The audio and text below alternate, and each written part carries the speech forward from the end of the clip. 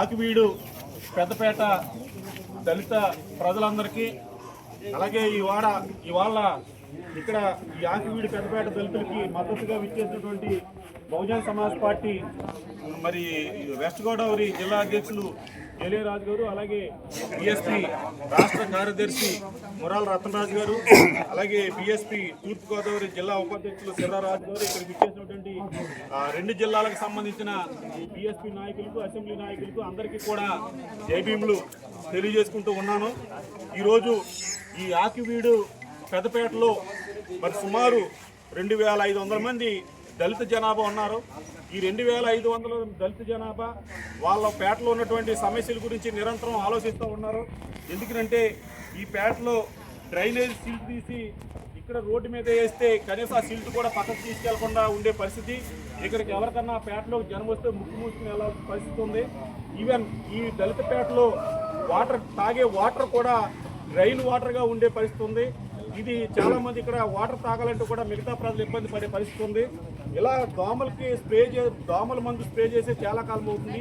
ఇలా అనేక సమస్యలు ఈ ఆకివీడు దళితపేటలో ఉన్నప్పటికీ కూడా మరి ఇక్కడ ఉన్న ఈ పేటకు సంబంధించిన సమస్యల పరిష్కరించడం కోసం కూటమి ప్రభుత్వం తీసుకున్న చర్యలు ఏమీ లేకపోగా లేని సమస్యని ఒక కొత్త సమస్యని ఇక్కడ తీసుకొచ్చి అధికార కూటమి పార్టీ పెట్టడం జరిగింది.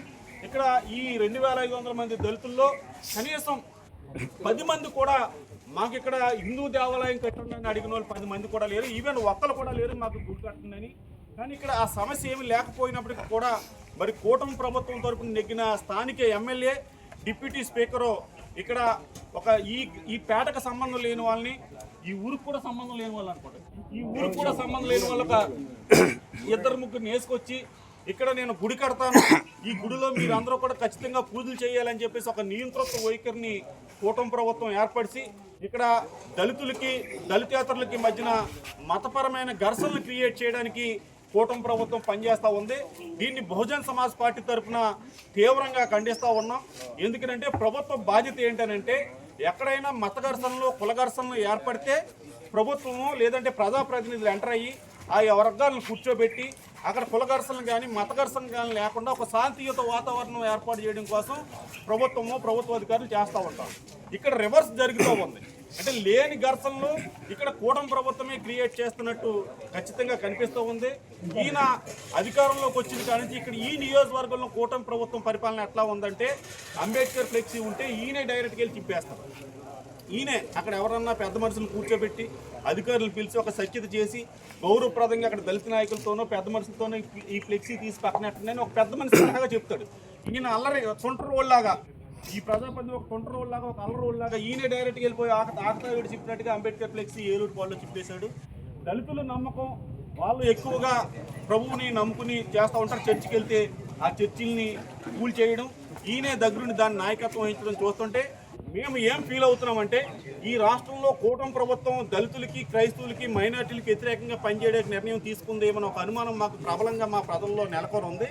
ఇక్కడ గమనించాల్సింది ఏంటంటే ఇవాళ ఏదైతే నువ్వు డిప్యూటీ స్పీకర్ అయ్యావు, నువ్వు డిప్యూటీ స్పీకర్ అవ్వడానికి పునాది ఏంటంటే నువ్వు వైసీపీ తరఫున ఒక ఎంపీగా పోటీ చేస్తావు. ఈ నియోజకవర్గంలో నువ్వు ఎంపీగా పోటీ చేసినప్పుడు నీ ఫోటో నెత్తి మీద ఎత్తుకుని ఇక్కడ ఉన్నటువంటి దళితులందరూ కూడా నీకు ఓట్లేసి నిన్ను ఎంపీగా నెగ్గడంలో ప్రధాన కీలక పాత్ర వహించింది దళితులు, క్రైస్తవులు అనే విషయం నువ్వు మర్చిపోయావు.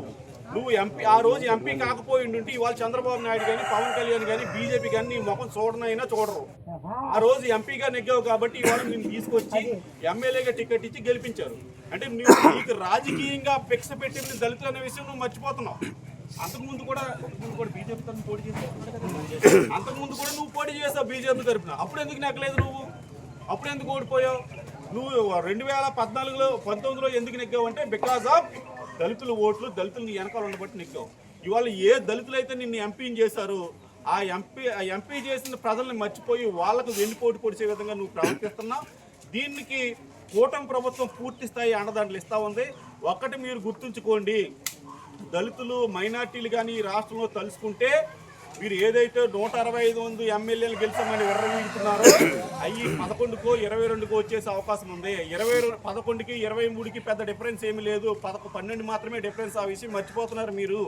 మీరు 2019లో మీరు ఎంతమంది నెగ్గారు? 23 కదా నెగ్గింది. 23కి ఇప్పుడు నెగ్గింది 11కి తేడా ఏముంది? 12 సీట్లే కదా. ఓ విర్రవీగిపోతున్నారు, మాకు 125 వచ్చినాయి 125 వచ్చినాయి.